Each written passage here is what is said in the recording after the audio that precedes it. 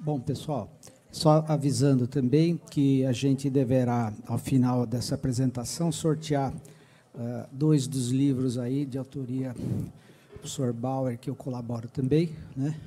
Então, quem tiver paciência de ficar até o fim vai participar do sorteio. Bom, como eu disse no início, esse evento, a ideia agora dessa mesa redonda, ela tem por objetivo, depois da gente ter ouvido várias apresentações, por sinal, realmente a gente teve muita sorte de conseguir ter 3 apresentações que foram totalmente complementares, né? Quer dizer, cada um trazendo uma coisa nova para o nosso conhecimento.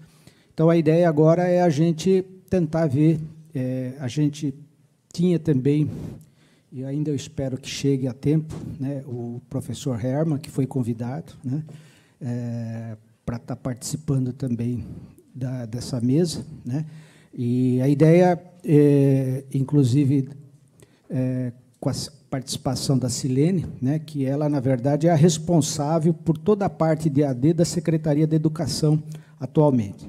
Então, a gente iria agora, inicialmente, dar a palavra para a Silene. Ela iria falar, vai passar um PowerPoint dela, de uns 5 a 10 minutos, para ela colocar um pouquinho quais as ações que a Secretaria está desenvolvendo, né? Ela vai focar principalmente no professor, né? Na melhoria do professor, para motivar um pouco a nossa discussão, e a ideia aqui depois, dentro da mesa, era ver se a gente conseguia tirar algumas propostas, né? Como o nosso grupo, em particular o IVPESP, né? E que hoje tem quase 120 membros de diferentes universidades, nós poderíamos colaborar e ajudar, né? Outros membros da mesa aqui têm já algumas experiências que estão sendo feitas nessa questão da transição do aluno, né, do ensino médio para a universidade, né, e isso também vai ser dado tempo para as pessoas abordar isso. Então, primeira questão agora seria, então, o PowerPoint da Silene, e, em seguida, a gente passa a palavra para os demais membros.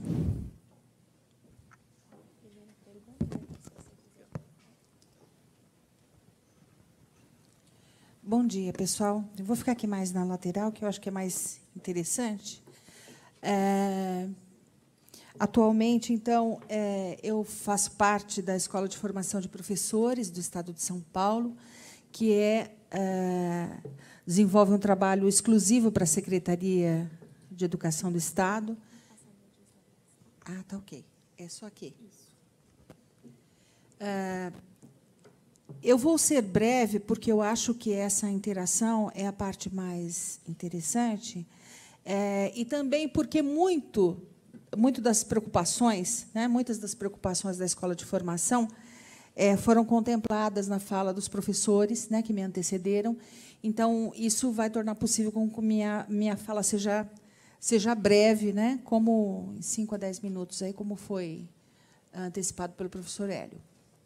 Bom, a missão da EFAP, né, que a gente carinhosamente não vai falar o nome, que é muito comprido, mas a gente chama de EFAP, Escola de Formação de Professores, ela tem essa missão, que é a formação continuada dos profissionais da educação, principalmente professores e gestores, né? Nós temos aí aproximadamente 250 mil professores e espalhados pelo Estado inteiro, são 91 regiões, e isso requer um auxílio da tecnologia, sem a qual a gente não consegue chegar aonde precisa, né?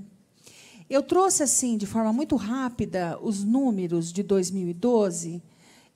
Não são os números que são importantes, mas para a gente ter uma dimensão um pouco do que está acontecendo, do que a gente conseguiu fazer em 2012 no sentido de formação de professores e de gestores, né?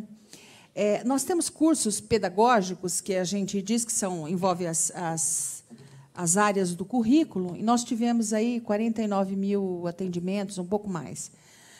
Tivemos um processo interessante, que foi de aproximadamente 11 mil professores, que é um curso de formação para o ingresso desses professores na rede. Então, ou seja, o professor já entra tendo uma noção do que é a rede, como é que é o currículo da rede e qual a proposta pedagógica que se tem e que se quer desenvolver. E isso é online, né? São poucos encontros presenciais e todos eles online. Esses cursos pedagógicos também estou me referindo àqueles apoiados nas tecnologias digitais de informação e comunicação, tá ok? Embora a gente tenha também esse híbrido de presencial, inclusive. Aquele número lá em cima, um pouquinho mais de 53 mil, nós são cursos voltados especialmente para o trabalho do professor e do gestor, para que ele enxergue a tecnologia como apoio ao currículo, né? Então, lá foi bem específico. Não se faz cursos para ensinar a mexer com tecnologia. Então, são cursos curriculares também, onde a tecnologia ela tem a sua discussão como mote principal, ou seja, o que é que tem desse desenvolvimento de currículo que a tecnologia pode contribuir, né? E tivemos os cursos de gestão, mais de 23 mil atendimentos, sempre com esse apoio tecnológico aí. O professor que me antecedeu já falou um pouco disso, né, de que a tendência do professor, quando ele vai para a prática, é repetir um pouco do exemplo que ele teve na sua própria formação escolar. E, se isso é verdade, isso está numa indicação do Tardif, né, um livro de 2002, nem é tão recente assim, mas essa situação ainda está presente, ou seja, que tipo de formação é essa a formação continuada, que nós nos preocupamos em propor, se a gente tem esse tipo de pesquisa que nos indica que o professor, quando ele vai para a sala de aula, a primeira tendência dele é recuperar esses exemplos que ele tem. Isso é muito natural, porque são experiências de sentido para ele, né? E aí a nossa responsabilidade aumenta muito, quer dizer, romper esse ciclo significa propor ações de formação que sejam também carregadas de sentido para esse professor, né? E carregadas de sentido com o apoio tecnológico que ele não vivenciou. Isso também já foi antecipado aqui pelos professores que me antecederam, né? Então, a escola de formação ela tem essa preocupação. Quer dizer, a todo momento nós investigamos, nós montamos propostas de formação, tendo isso como norte. Quer dizer, como é que a gente vai trabalhar nesse sentido? Aqui eu não preciso me alongar, porque os meus colegas também já fizeram essa visita no que é a concepção de um professor de algumas décadas atrás e o que é que a gente tem hoje. Eu só queria ressaltar da primeira imagem lá, quer dizer, nós tínhamos um professor que ele tinha até essa aura e essa respeitabilidade de apresentar, de ser ele, a escola, uma fonte por excelência, né, de apresentação de informações e de conhecimento para os alunos. O que a gente tem hoje é a possibilidade dessas informações estarem espalhadas, e a gente tem, na segunda imagem, um professor que precisa se reconstruir ao lado de uma escola que também precisa se repensar, porque os alunos são diferentes. Eles têm acesso à informação, eles têm um jeito diferente de se comportar, de ter anseios pela vida e pelo conhecimento. Então, o professor ele pode não estar mais na frente, mas ele está ao lado, porque muitas coisas ele tem. Ou seja, o currículo, aquilo que é o essencial, um professor bem formado tem. Ele sabe aonde que a aula dele vai fazer diferença. Ele sabe onde é que a área dele de especialização vai fazer diferença para a vida desse aluno, não só em relação ao ensino, mas à aprendizagem, né? Que são dois movimentos que devem caminhar juntos. E aí cabe ao aluno também, e o aluno é muito generoso quando ele sente que o professor tem interesse e seriedade por saber do que ele gosta, o que ele pretende, com o que ele pode contribuir. Então, nessa imagem, quando nós temos professor e aluno lado a lado, e não um na frente, outro atrás, nós estamos falando de uma concepção que nós perseguimos e que nós queremos atingir, que é que o professor entenda esse novo papel que tem, que é tão importante quanto o anterior, em uma forma de encarar a educação como sendo fonte de informação, né? O professor não perde seu papel para a tecnologia quando ele tem isso claro. Ele perde o seu papel quando ele acha que ele é o principal fornecedor aí de informações. Aí ele pode ser substituído, sim, pelo computador. Caso contrário, não. A intervenção do professor, ele é um par qualificado, né? Então, se eu sei da minha área, eu sei como é que essa área está presente no mundo e que sentido que eu posso contribuir para que o meu aluno avance, eu sou um par qualificado. Eu posso ter o aluno como par qualificado no sentido de familiaridade com a tecnologia. E nós dois podemos atuar em conjunto, inclusive com os outros alunos. Então, quando a gente fala em rede, eu gostei muito das falas anteriores nesse sentido. Quando a gente pensa em rede, a gente pensa em rede humana, né? Primeiro a rede humana, porque, senão, a tecnológica não garante nada, né? O professor já falou dos fóruns, onde as coisas não se realizam, e não adianta a gente ter uma tecnologia maravilhosa se o que é o sentido maior da atuação docente não acontece, que é essa interação e esse aprender junto, né? Rapidinho, gente, para terminar, essas são algumas reflexões que estão no mundo acadêmico, que ventilam a nossa prática, mas que, na escola de formação, nós estamos sentindo na pele, né? Então, a formação ao longo da vida, não tem como trabalhar em uma outra perspectiva. A formação reflexiva, que já foi apontada aqui também. Uma prática docente contextualizada, né? A gente tem percebido que não dá resultado a gente levar projetos maravilhosos para a rede sem considerar aquilo que a rede dá conta de fazer. Então, o sentido inverso está se mostrando muito mais interessante na formação do professor. Eu trago a prática do professor, aquilo que ele dá conta de fazer, e a gente vai ventilando essa prática com outras possibilidades que, em grupo mesmo, ele discute e pensa como é que ele pode utilizar. No caso, as tecnologias. Quer dizer, que diferença vai fazer aqui? Eu consigo usar? De que forma que eu vou usar e para que eu vou usar? Então, essa prática docente contextualizada e dialógica tem se mostrado, não só na teoria, mas na nossa prática, como um diferencial aí positivo para que a gente trabalhe a formação continuada do professor e do gestor, né? Na forma tanto presencial como à distância.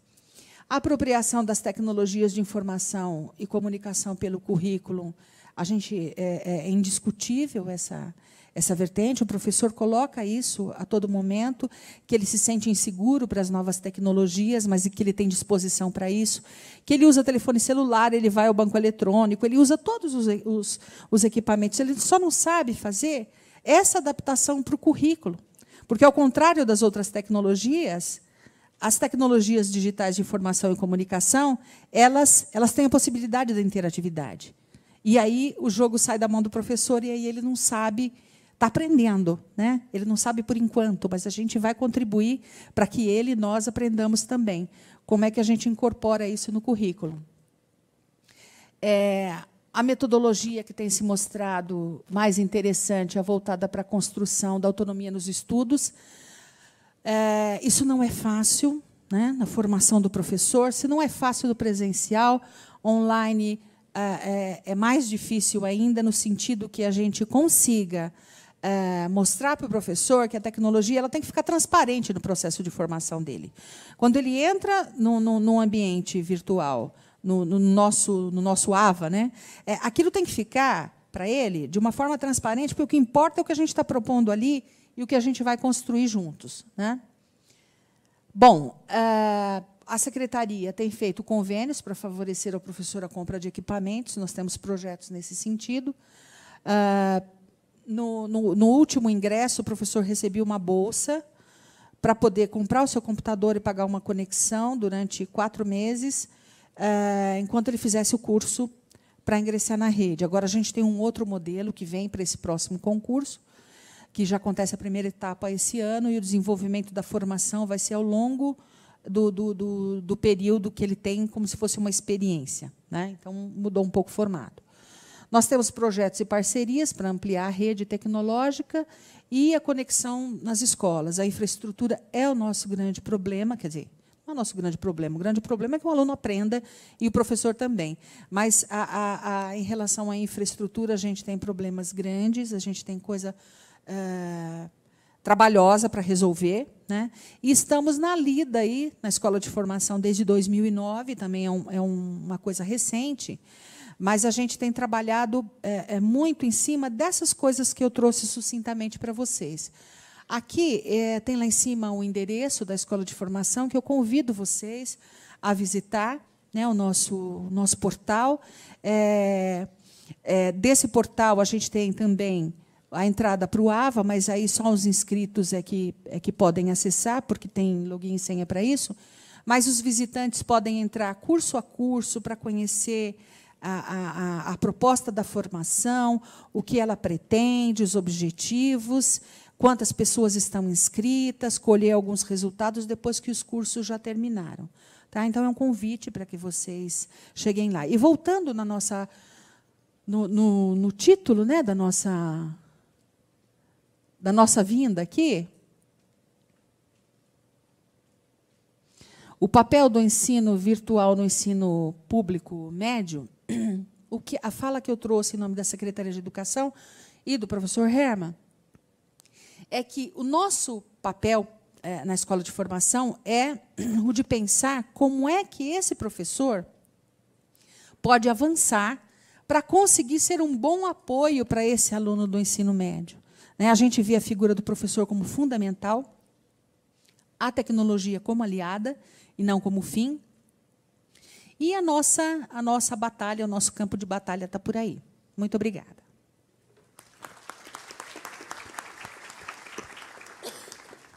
Alô? Bom, então, como tanto o Valdomiro como o Dutra já tiveram tempo, eu vou passar agora a palavra para o professor Cardoso, né, que, como diretor da Escola Politécnica, né, a escola tem muitas ações nessa questão de AD, inclusive tem um projeto que deve estar sendo feito em parceria com a Univesp também, para um futuro bem próximo. E também a presença do professor Cardoso aqui é bastante importante, porque ele também é uma das pessoas que se colocou como candidato a reitor da USP. Então, é interessante que esse fórum aqui e essa temática aqui de ensino virtual, né, ou à distância, ela seja também uma coisa importante a ser implementada na Universidade de São Paulo, que, como já foi falado pelos palestrantes, a gente tem muita resistência ainda, né? Então, eu queria que o professor Cardoso agora tecesse alguns comentários e fizesse as suas observações sobre a temática.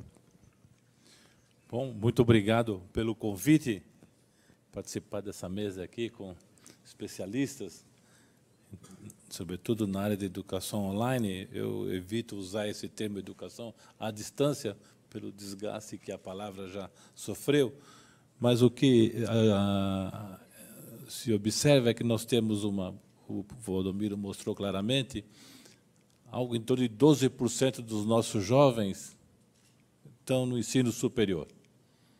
Quer dizer, se nós pensarmos no objetivo mínimo de ter 50% dos nossos jovens no ensino superior, o que não é algo o que é um objetivo, ao meu ver, razoável de se fazer, quer dizer, nós vamos triplicar, quadruplicar, mais precisamente, a quantidade de alunos nas escolas. Se nós imaginarmos o impacto disso no ensino superior, quer dizer, será que vamos conseguir multiplicar por 4 a USP, por 4 a Unicamp, por 4 a Unesp, para falar apenas do sistema do Estado, e por 4 vezes o Centro Paula Souza? É algo difícil de se imaginar o custo que isso envolve e, evidentemente, o impacto que isso teria na qualidade. A gente crescer tanto, o tamanho dessas escolas aí, evidentemente, a qualidade do ensino pode ser afetada. E eu acho que a única ferramenta que pode, de fato, contornar esse problema é, de fato, o ensino online. O ensino online é uma ferramenta que, a meu ver, pode multiplicar por 4 qualquer universidade, mantendo uma qualidade adequada e um critério de ensino eficiente. No caso da tecnologia, eu enxergo o ensino online de 2 formas. Uma forma como um ensino que, de fato, vai atender uma gama enorme de alunos que não têm acesso atualmente à universidade, moram em lugares afastados, e o ensino pode chegar até ele e, de fato, ali ajudá-lo a se formar. Mas também temos que pensar no ensino online como um suporte ao ensino presencial. Talvez esse seja um passo importante a se dar, para ter um ensino misturado, no qual nós temos o ensino presencial e o ensino online. O ensino online como apoio presencial, eu não falo apenas o caso de deixar disponível no Moodle, nos sites, o material a ser utilizado. Não é isso. Quer dizer, o ensino online, de fato, apoiando o ensino presencial com conteúdo em que o aluno vai sozinho trabalhando, tal. Evidentemente, ele tem o suporte do professor.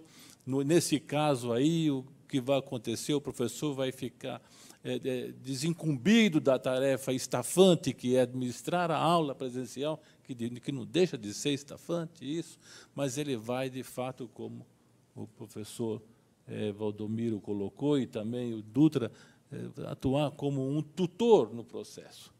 O ensino vai voltar a ser individualizado. Quer dizer, o aluno vai poder conversar com o professor em horários adequados, sem que o professor tenha que, de fato, ter aquela tarefa estafante de ficar ministrando a aula tintim por tintim, como que é feito atualmente. Quer dizer, essas 2 formas do ensino online que nós devemos aplicar com cuidado. Nas universidades, começar dessa forma, como um suporte ao ensino presencial, mas não só simplesmente colocar material na internet, isso não é, de fato, um ensino online, não é um apoio online. Quer dizer, nós precisamos, de fato, ter conteúdo, né, em que o aluno possa aprender, assistir aquela aula onde ele estiver.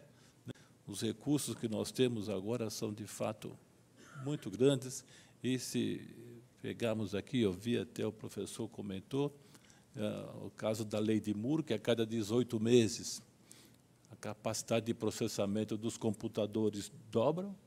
Quer dizer, fazendo uma projeção disso para 2020, nós vamos ter computadores que pagamos aí $1.000, trabalhando com velocidades de milhões de gigahertz.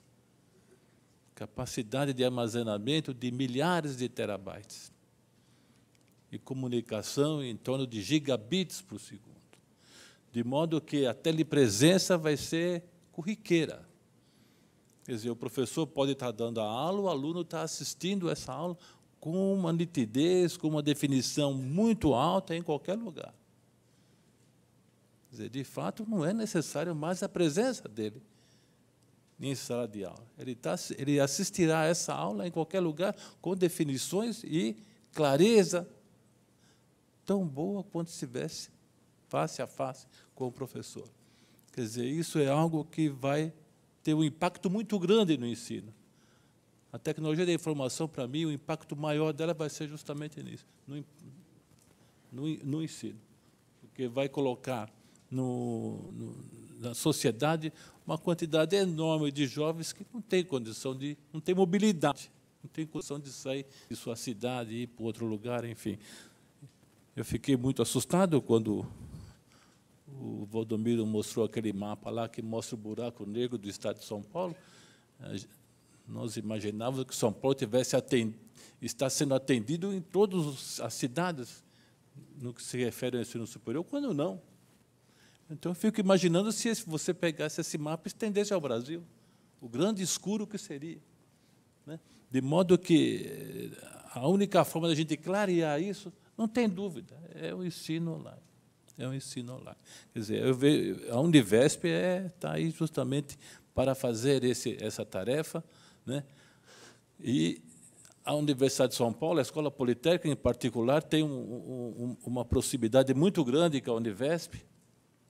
Ela está preparando um programa de mestrado profissional em formação de professores de engenharia e tecnologia, justamente para uniformizar esse grande mundo que é o ensino da engenharia, completamente diverso, com uma quantidade enorme de habilidades, e que então, é algo que nós precisamos ter uma referência, pelo menos, sobretudo nas disciplinas básicas de cada habilitação.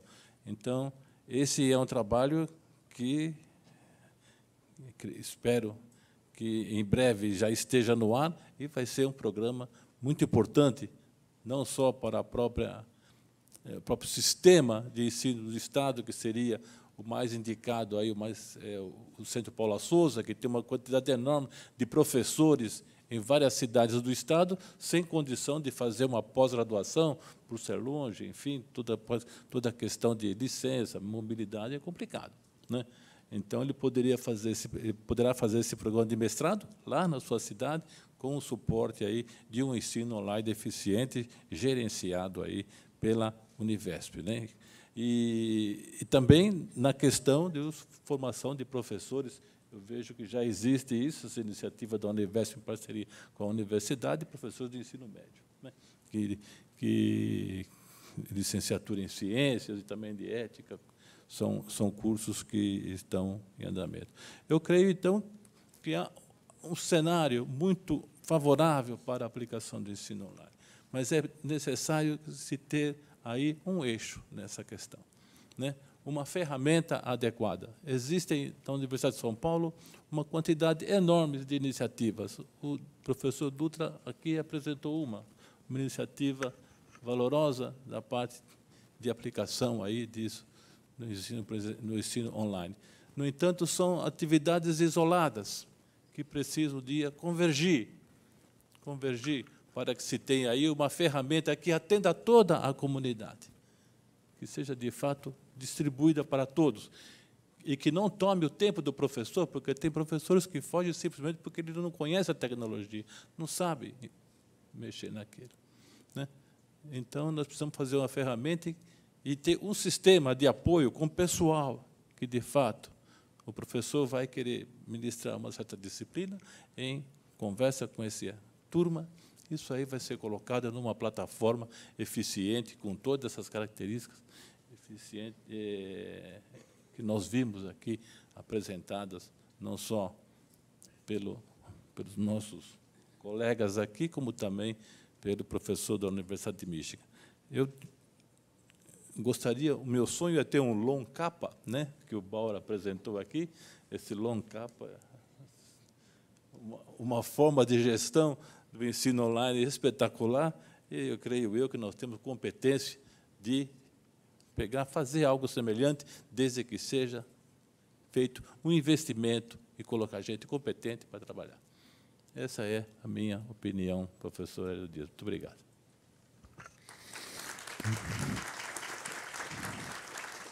Bom, próximo a falar é o professor José Carlos, que é o atual reitor do Instituto Mauá de Tecnologia, né? Ele também participa do nosso grupo, do IVPESP, e ele, nas visitas que eu tenho feito, ele me relatou umas coisas muito interessantes, né? Que é o problema de que os alunos do ensino médio, seja privado, seja público, que entra na Mauá, têm problemas seríssimos de evasão, né? Então, alguns números ele vai falar, mas só lembrando que no noturno, né, praticamente é 50% de pessoas que acabam não terminando o curso, e no diurno chega a 35%. E eles têm feito um trabalho muito interessante, né, de apoio a esses alunos, seja privado, médio, que entra na Mauá, para que eles possam terminar esse curso, né? Os números que o Valdomiro colocou, né, do ensino superior, que são ainda, eu acho que para o Brasil são desastrosos, né? Então, o Zé Carlos pode comentar um pouco também, não só isso, mas outras coisas que ele acha adequado, porque há um trabalho interessante de fazer essa transição entre o aluno do ensino médio, seja público ou privado, para o ensino superior, que esse é um dos problemas que eu acho que afeta não só aqui, mas lá fora também, em outros países, esse problema acontece. Então, eu passo a palavra para o professor José Carlos. Obrigado, Hélio. Boa tarde a todos. É um prazer estar por aqui. Agradeço, Hélio, o convite, professor Valdomiro, professora Silena, o Amigo Cardoso, professor Dutra. Nós somos uma instituição privada sem fins lucrativos, quer dizer, um pouco talvez diferente, uma realidade que muda um pouco, mas temos também muitos problemas em comum. Do que eu aqui vi, e gostei bastante, eu acho que, no nosso caso, nós não temos o curso à distância. Nós não é nossa missão, por enquanto, não está nos nossos objetivos, mas o ensino à distância, para nós, é bastante interessante, no sentido que nós usamos como estudo à distância. Então, nós temos esse foco baseado muito no aluno de primeiro ano, para tentar, como o Bauer colocou, tentar cobrir aquele aluno que está acima da média e aquele aluno que está abaixo. O aluno abaixo da média, com acesso a esse material, consegue cobrir as deficiências, ele tem auxílio nesse sentido, e o aluno que está acima da média não fica desmotivado, a gente consegue dar a ele alguma coisa a mais, que a gente consegue mostrar que o curso não termina ali, que ele tem que ir adiante. Outras ações que eu acho bastante interessantes, que nós temos com escolas na região, e eu trago isso porque eu fui professor de ensino médio, eu dei aula na ITEP, na Paula Souza. Nós temos oficinas realizadas com os professores, isso vai bem, acho que, no que o Dutra colocou, que é a parte de contextualização, né? Então, nós fazemos oficinas com professores do ensino médio, para que eles vão até a universidade, e lá nós colocamos situações práticas, porque na universidade nós temos maior contato com a indústria. Às vezes, o professor de ensino médio, esse contato é mais restrito, é mais complicado. Então, na universidade, através de oficinas realizadas com professores de ensino médio, de forma gratuita, ele retorna para a escola levando experiências. Em geral, nós também ajudamos a elaborar experimentos de baixo custo que ele possa implementar com seus alunos. Isso atrai, porque isso já vem de alguns anos. Agora, a engenharia, que é o nosso carro-chefe, é moda. Nós temos uma procura grande, mas até alguns anos atrás, a engenharia não era uma das carreiras mais procuradas. Isso também auxiliava nesse sentido. O senhor Hélio também conhece uma iniciativa nossa, onde nós contratamos recém-formados e formamos o que a gente chama de um corpo técnico. E esse corpo técnico ele serve como um auxílio. Não são aulas, mas são atividades complementares realizadas com os alunos, onde, pela linguagem do recém-formado, estar mais próxima do aluno, isso também cria uma aproximação. Basicamente, são disciplinas como cálculo, como geometria analítica, processos numéricos. Então, existe um corpo técnico, geralmente ex-alunos já vinculados com pós-graduação, que são adequadamente treinados, né, e fazem um suporte ao aluno de primeiro e segundo ano. Outra coisa que nós também salientamos bastante, e isso o ensino à distância tem nos ajudado, é quebrarmos aquele sincronismo que já foi colocado, de que o aluno tem que aprender naquela hora, porque a gente marca uma hora de laboratório, admitindo que todo mundo, naquele momento, está disposto a aprender, então tem que ser naquele laboratório, naquele instante. E isso não funciona.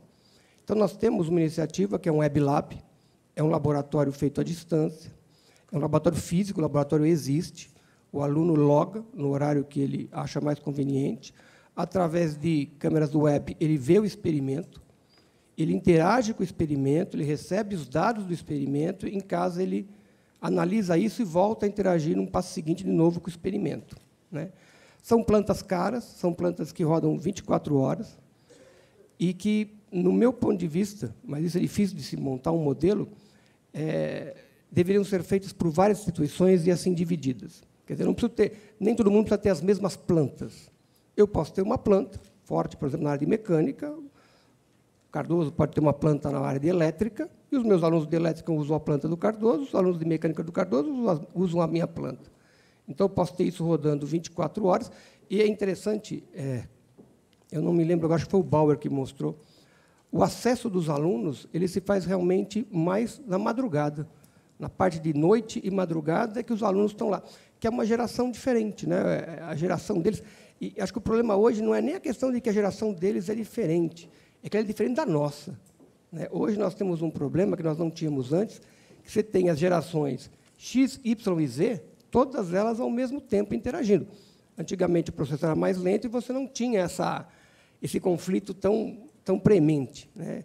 E não vejo nisso um problema, vejo nisso um desafio, é muito interessante. Quer dizer, eu gosto muito de aprender com os meus alunos. A tecnologia, para mim, eu chego na aula, às vezes eu tenho alguma ferramenta que eu não conheço do PowerPoint, mas, de imediato, algum aluno consegue me ensinar aquela ferramenta e eu consigo melhorar a minha apresentação. Eu acho que o professor tem que estar aberto a isso, quer dizer, é uma troca de experiência. Estou ali para ensinar, mas estou ali para aprender muita coisa também, e, na tecnologia, isso tem que ser feito. Nós temos trabalhado isso com uma academia de professores, nós criamos um grupo que tenta, junto dos nossos professores, ir colocando esse tipo de forma de pensar, forma de encarar a aula. É complicado no começo, principalmente, não é comum para o professor ele receber críticas sobre a aula que ministra. Então, quando nós pedimos para um professor dar uma aula e alguém vai lá questionar a questão de postura, a questão da metodologia, no começo foi bastante traumático essa reação do professor, porque o professor, ele por vezes se sente como o senhor daquele momento que é a aula, e a gente tem que ter a cabeça um pouco mais aberta para entender que devemos aprender coisas novas, devemos expandir nossos conhecimentos. Acho que é isso, mas fico à disposição. Obrigado a todos. Bom, a gente quer tentar terminar a 1 hora para poder cumprir aquilo que a gente tinha colocado. Então, eu vou fazer o seguinte, tem uma série de perguntas, eu não sei se eu vou conseguir todas, mas eu vou passar algumas perguntas para as pessoas que não falaram ainda, que é o professor Valdomiro, né, e o Dutra, e, se houver tempo, então, eu retomo as outras. Para o professor Valdomiro, tem aqui 3 perguntas, né?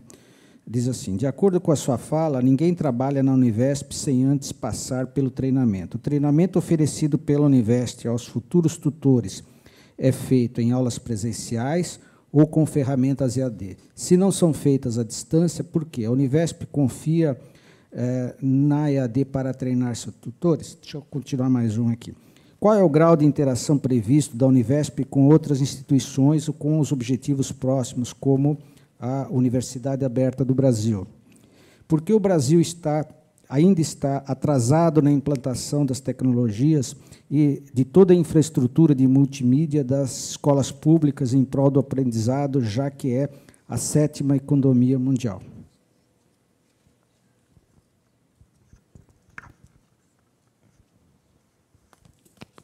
Bom, então, vamos lá. Mantenha as perguntas aí, Hélio, porque pode ser que eu esqueça.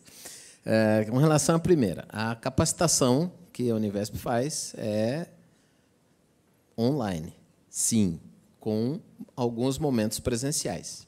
Tá? Quem é, por exemplo, do Paula Souza, ou da Unesp, da própria USP, onde, enquanto a Univesp era um programa de governo, tem acompanhado isso, que nós não fazemos aquele lema do faz o que eu mando, mas não faz o que eu faço, né? Todas as nossas capacitações são online, com momentos presenciais, porque a gente entende que a educação requer, sim, momentos presenciais que não podem ser cumpridos com a tecnologia, pelo menos em nossas condições de hoje. Tá? E, além disso, a gente leva em conta que há a necessidade de um vínculo pessoal com os participantes.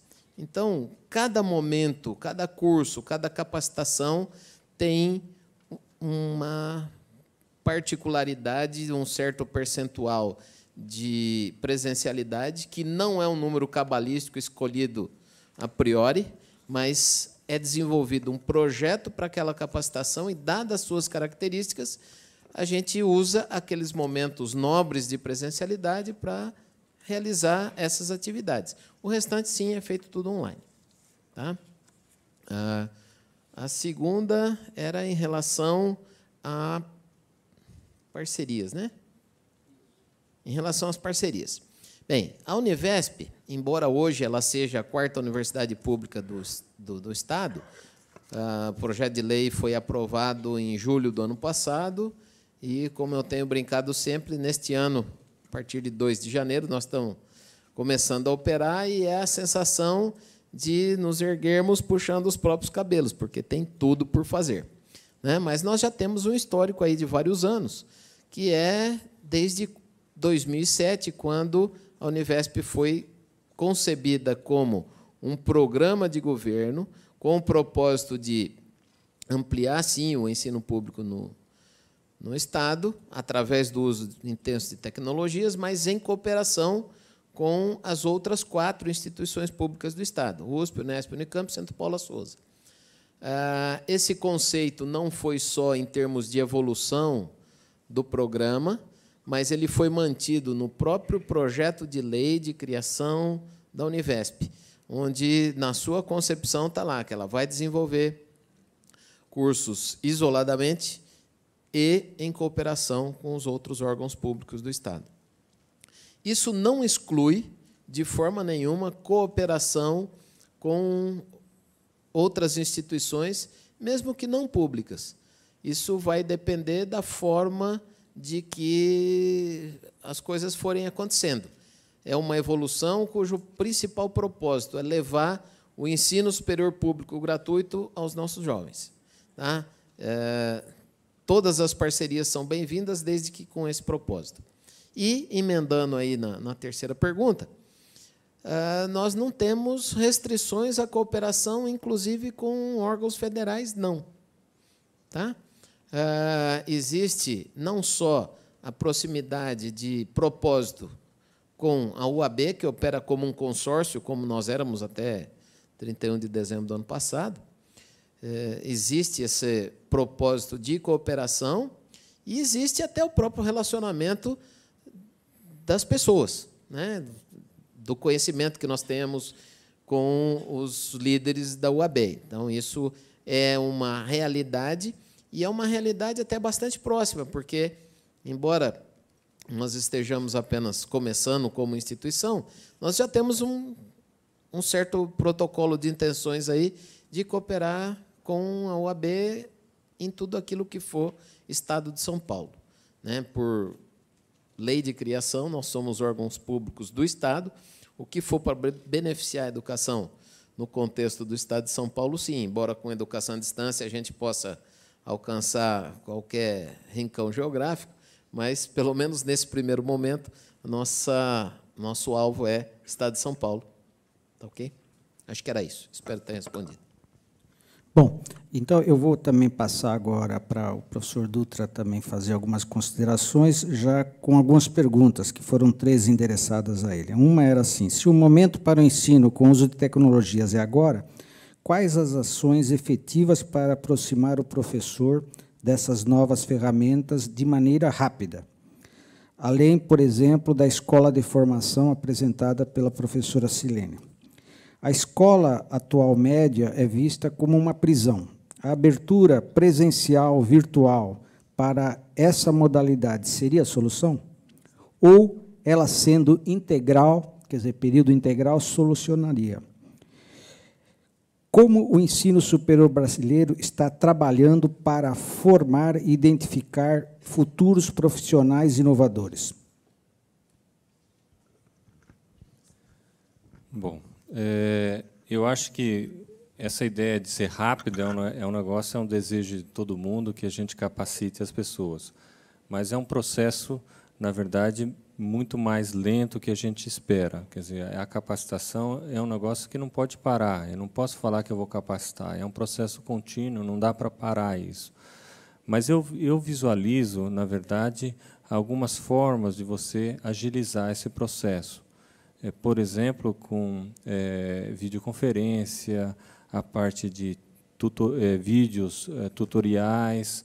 Então, a ideia é que você tenha, como o professor Bauer colocou aí, eles têm repositórios onde as pessoas possam utilizar, na verdade, o próprio material que já foi desenvolvido por alguém. Então, está a ideia daquela de recursos educacionais abertos, que é um negócio que está crescendo bastante. Então, na verdade, você desenvolve alguma coisa que pode ser reaproveitada para os outros. Então, essa primeira é a disponibilidade de materiais de alta qualidade para que sejam absorvidos ou sejam aproveitados por outras pessoas. Então, esse é o primeiro ponto. E a segunda é a capacitação. Eu acho que a capacitação também é prover para que as pessoas possam se capacitar online através desses cursos aí. Então, eu acho que não só os cursos, mas eu preciso ter realmente esse suporte aí. Com relação à outra pergunta, na área médica, não é isso? É, né, que você falou? A segunda que era... O ensino superior brasileiro está trabalhando para formar e identificar futuros profissionais inovadores. Essa era a terceira. A segunda, que era?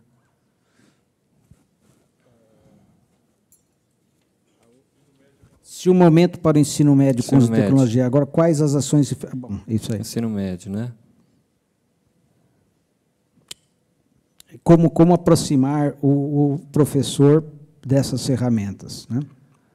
Então, eu acho que, novamente, quer dizer, ele tem algum vínculo com a primeira pergunta, realmente essa capacitação. Eu acho que essa capacitação, nós estamos lidando aqui com professores que talvez não tenham tido a oportunidade, que têm esses hoje jovens, de acessar essa tecnologia e usar.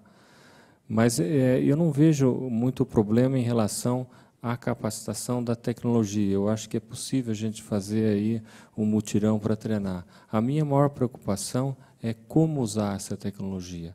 Esse que eu vejo o maior problema. Quer dizer, na verdade, ela é um meio, mas é um meio pelo qual, quer dizer, existem diversas maneiras, dependendo de onde você quer chegar. Então, a capacitação, eu acho que deve passar por dois processos. O primeiro é o fato de você capacitar para ele conhecer e saber usar na sala de aula. O segundo é como usar, qual é a melhor forma, de acordo com os modelos pedagógicos e também de acordo com os recursos que estão disponíveis aí. O outro da escola, qual que é? Outra era aquela questão da prisão, né? Quer dizer, que a atual escola média ela é vista como uma prisão. Se a abertura para o presencial, virtual, né, para essa modalidade, seria uma solução? Então, eu acho que, às vezes, eu fico um pouquinho incomodado ao fato das pessoas começarem a dividir uma coisa com outra, a distância presencial. A minha visão é que, no futuro, só tem uma coisa, é a educação, e ela vai ter momentos presenciais e momentos à distância. Então, a gente precisa começar a conviver com essa ideia de você ter uma coisa só. Eu acho ruim esse negócio de ficar comparando um com o outro. Então, eu acho que a gente precisa colocar, eu acho que, às vezes, as pessoas não estão motivadas, então precisa o uso da tecnologia, etc. Então, eu visualizo que qualquer ensino presencial, ele deve ter um componente à distância, porque é aquele que vai, ao acabar a aula, ele vai ter a possibilidade de continuar tirando dúvidas, etc., seja de madrugada ou não. Então, eu preciso, na verdade, ter algum suporte para ele, o tempo integral, 24 horas, exemplos prontos de exercícios, de tal forma que ele possa aprender o que ele talvez não tenha compreendido na sala de aula. Então, a sala, eu imagino que esteja uma sala, o curso deve ser 24 horas e tem um horário presencial e depois ele continua tendo aquele suporte online. E eu acho que a tecnologia pode proporcionar esse suporte, na verdade, que o aluno está precisando. Mas eu sempre visualizo esse suporte integral, não só aquele aluno normal, mas aquele aluno que tem um pouquinho mais de dificuldade e aquele aluno que já sabe tudo, mas ele precisa ser realmente motivado para que ele possa avançar um pouquinho além daqueles limites normalmente estabelecidos pelos cursos tradicionais aí. Obrigado. Bom, eu queria...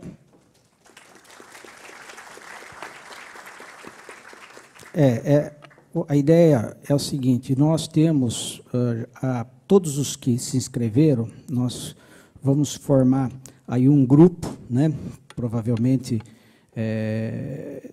com todos os e-mails que a gente tem de vocês, né. O que eu me comprometo é, todas essas perguntas que a gente não teve tempo, vão ser encaminhadas para todos os membros da mesa, né? Como nós temos os e-mails das pessoas que fizeram as perguntas, essas pessoas terão as respostas, né, por e-mail também, né, em vista aqui do tempo que a gente tem. Também a ideia é que esse material todo que hoje foi abordado aqui está sendo feita uma gravação, né, de todo o conteúdo, né, vai haver um vídeo. A TV Cultura também esteve aqui, procurou pegar, principalmente dos palestrantes, os melhores. Vai fazer uma matéria, um resumo, que vai ser pela TV Univesp. Então, esse material também, como a gente já tem os e-mails de todos vocês, a gente vai disponibilizar tudo isso para vocês também, né, para que vocês possam depois, eventualmente, repassar a palestra de qualquer um dos palestrantes e talvez fazer até um contato, que vocês tenham os e-mails de todos os palestrantes também. Então, eu queria só agradecer aqui a presença de todos os membros da mesa, tá certo? A presença, naturalmente, de todos vocês, ficando aqui até 1 hora aqui para discutir educação, né? A gente, para fechar a gente vai fazer o sorteio. Você pode fazer, Lígia, por favor? A gente vai sortear aqui 2 livros aqui autografados pelo Bauer e por mim, e a gente se compromete, porque são 4 volumes, os outros 2, a partir dos e-mails, nós vamos fazer também um sorteio eletrônico dos outros 2 volumes também a partir do e-mail, tá?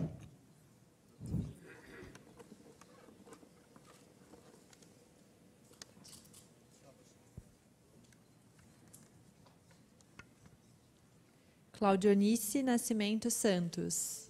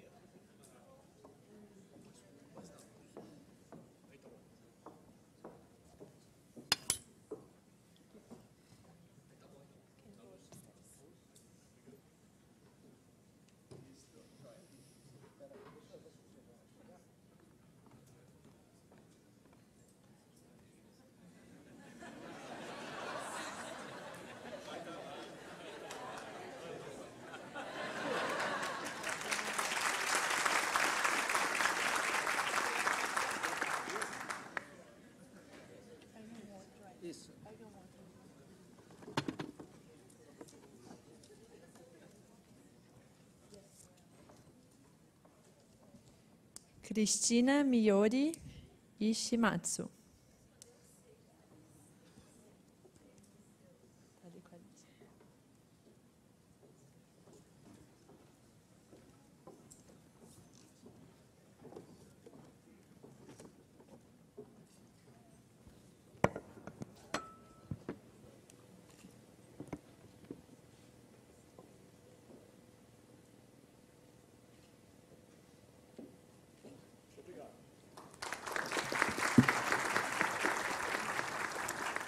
Bom, então eu queria, terminando aqui o evento, agradecer a presença de todos novamente, desejando aí um final de sábado maravilhoso para todos vocês, um domingo também, e vamos, no próximo evento aí, ver se podemos contar novamente com vocês aí para melhorar a educação. Obrigado, boa tarde a todos.